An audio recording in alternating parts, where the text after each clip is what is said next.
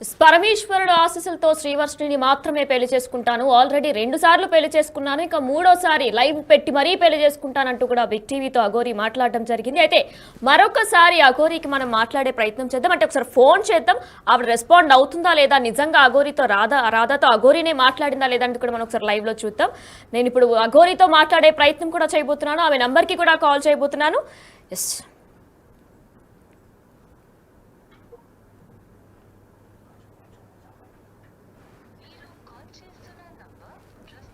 Coverage ఏరియాలో లేదు లేదా స్విచ్ ఆఫ్ చేసి ఉంది.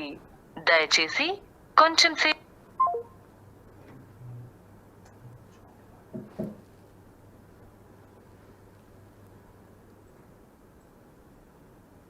number you're calling is currently switched off. Please try later. Yes, switch off వస్తుంది. మనం ఇంకొక 2వ నంబర్ కూడా ఒకసారి ట్రై చేసి చూద్దాం.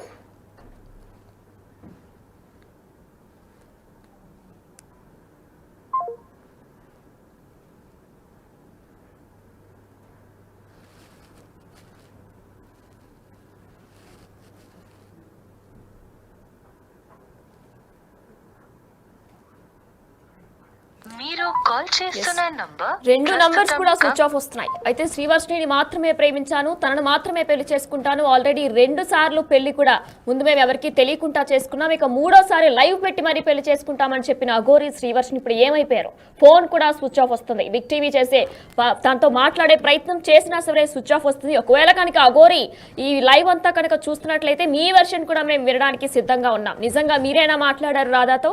మరి రాధాతో అలా మాట్లాడి ఇప్పుడు శ్రీవర్షిని ఎందుకు ట్రాప్ చేశారు? నిజంగా ప్రతి ఒక్కరూ చెప్పినట్టు నిజంగానే మీరు శ్రీవర్షిని ట్రాప్ చేశారని అనిపిస్తుంది. ఇక అఘోరి కాదు శ్రీనివాసే అని నిర్ధారణ అయినట్టు కూడా తెలుస్తుంది. ఒకవేళ మీ వర్షన్ కూడా ఏదైనా చెప్పాలి అనుకుంటే అఘోరి ప్లీజ్, బిగ్ టీవీ సిద్ధంగా ఉంది మీ వర్షన్ కూడా వినడానికి. రైట్. అయితే అఘోరి రాధాతో ఏం మాట్లాడరు? జనవరి 1న వాళ్ళు పెళ్లి చేసుకున్న దాని గురించి, ఇంకా మిస్ యూ గురించి, లవ్ యూలు కూడా చెప్పుకున్నారు. శ్రీవర్షినితో ఏ విధంగా అయితే అఘోరి మాట్లాడిందో అదే విధంగా మొదటి భార్య అయినటువంటి రాధాతో కూడా మాట్లాడారు. అయితే ఒకసారి మనం ఆడియో ఇప్పుడు ఒకసారి విందాం. నేను నిన్ను చాలా మిస్ అవుతున్నా రాధి, చాలా మిస్ అవుతున్నా, చాలా గుర్తుకొస్తున్నా. బట్ ఏం చేస్తాం, కానీ నేను వచ్చుడితోనే అయితే నీకైతే తాళి కడతాను Radhi. Love you, miss you, love you. నాతో నవ్వట్లేదమ్మా, చాలా పెయిన్గా ఉంది హార్ట్లో. నీకైతే ఎప్పుడు నేను ఈ ప్రేమనైతే నీ నుండి మన ఇద్దరం జీవితాంతం ఇలా కలిసిమెలిసి ఒకటే ఇంట్లో ఉండాలని నా కోరిక. ఆ కోరిక నువ్వు ఎంత దూరం తీసుకెళ్తావు అనేది your decision. But for ever never నువ్వు ఎప్పుడు నాకు డిఫరెంట్. ఇంకా అది నువ్వు వేరు, ఇంకా అందరు వేరు, నా బెస్ట్ వేరు, నువ్వు వేరు, అంతే. నీ లెవర్ వేరు, ఇంక అంతే. నీకు తాళి కట్టిన తర్వాత నీకే అర్థమవుతుంది నా ప్రేమ. సరే నా ముద్దుల పెళ్ళమా, నువ్వు ఎట్లా అంటే అట్లనే. నీకు ఎక్కువ కష్టపడకు, నీకు చూడు, నీకు అయినంత వరకే చూడు, నేను వద్దంటలేను, ఓకేనా? అరే మాదేవ్, నేను మాట్లాడతాను, సాయంత్రం మాట్లాడతాను. ఏ విధంగా అయితే వర్షినితో మాట్లాడారో సేమ్ అదే విధంగా రాధే అనే అమ్మాయితో కూడా మాట్లాడారు అఘోరి. అయితే ప్రతి ఒక్కరూ కూడా ఇటు శ్రీవర్షిని కుటుంబ సభ్యులు కూడా అఘోరి కాదు శ్రీనివాస్ అంటూ కూడా ఆరోపించారు. అయితే మరి ఇప్పుడు అది నిజమే కాబోతున్నట్టు తెలుస్తుంది. అయితే ఏ విధంగా అయితే మిస్ యూ చెప్పారో, లవ్ యూ చెప్పారో, నువ్వు లేకపోతే నేను ఉండలేను అన్నారో అదే విషయాలన్నీ కూడా ఒక 2-3 నెలల క్రితం రాధే అనే మహిళతో కూడా మాట్లాడారు. అయితే దీనికి సంబంధించి మరికొంతమంది మాట్లాడారు. ఇటు రుద్రస్వామి కూడా మాట్లాడారు. వారేమన్నారో చూద్దాం. నమస్కారం మిత్రులందరికీ. నేను శివరుద్ర సాధువుని.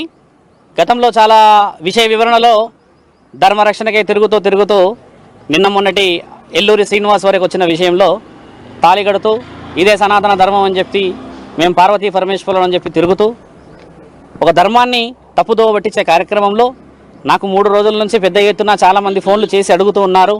సనాతన ధర్మ కార్యక్రమంలో ఆడపిల్లల్ని కాపాడాల్సిన బాధ్యత సాధు సంతులకు ఉంటే ఆడపిల్లలని కళ్యాణాలు చేసుకొని ఆ తల్లిదండ్రులకు సంబంధించిన ఈ క్షోభ ఎంతవరకు న్యాయం? ఒక శివరుద్ర సాధువే ఈరోజు బయటకు వచ్చి మాట్లాడడం చేత చాలామంది బయటకు వస్తున్నారు. ఆడపిల్లల కుటుంబాలని కాపాడాలి స్వామి అని చెప్పి చాలామంది చెప్పడం చేత నేను మండే రోజు, అంటే ఈరోజు సోమవారం రోజు కూడా విషయ వివరణలో జాగ్రత్తగా పడి ఎల్లూరి శ్రీనివాస్ యొక్క విషయాలు కూడా చెప్పడం జరిగింది. గతంలో ఆయన చేసిన ఒక ఉత్తమమైన పని జనవరి 1 రోజు ఇంకో అమ్మాయికి కూడా తాళి కట్టడం, ఆ అమ్మాయిని మానసికంగా వేధించడం, శారీరకంగా వేధించడం, ఆ అమ్మాయి ఈరోజు ఒంటరిదైపోయి దిక్కుచోతని పరిస్థితుల్లో ఉన్న ఆ పరిస్థితిని నేను నిన్న మొన్నటి నుంచి ఎంతో వివరంగా మాట్లాడడం జరిగింది. ఈరోజు మీడియా సోదరులందరికీ కూడా తెలియజేయాల్సింది ఏంటంటే ఇకపై ఆగేది లేదు. ఎల్లూరి శ్రీనివాస్కి మనందరం కూడా అఘోరి అన్న పేరు పెడుతూ తిరుగుతున్నాడు కాబట్టి ఆయన గారిని అడ్డుకునే మహాప్రయత్నంలో ఈరోజు సోమవారం రోజు పరమాత్ముడి ఆజ్ఞ వచ్చిందని చెప్పి నేను అనుకుంటున్నాను. కాబట్టి ఆ అమ్మాయికి మీరందరూ మీడియా ముఖంగా ఈరోజు ముఖ్యమైన వ్యక్తులు పోలీస్ అధికారులే కానీ మన ముఖ్యమంత్రియే కానీ అక్కడ చంద్రబాబు నాయుడు గారు పవన్ కళ్యాణే కానీ తెలంగాణ ఆంధ్ర రాష్ట్రాల్లో ఉన్న దిగ్గజాలందరికీ కూడా మేము విన్నపించుకునేది ఏంటంటే ఇలాంటి వ్యక్తుల్ని మనము ఈరోజు ఉత్సాహపరిస్తే రానున్న సమాజంలో ఆడపిల్లలకి రక్షణ లేకుండా పోతుంది. దానికి పైశాచికత్వంగా మన వాళ్ళు సనాతన ధర్మం అని పేరు పెట్టడం జరుగుతుంది. కాబట్టి ఎల్లూరి శ్రీనివాస్కి ఇకపైన నేను నిన్న సాయంత్రము ఆజాద్ గారితో కూడా మాట్లాడడం జరిగింది, అడ్వకేట్ గారితో.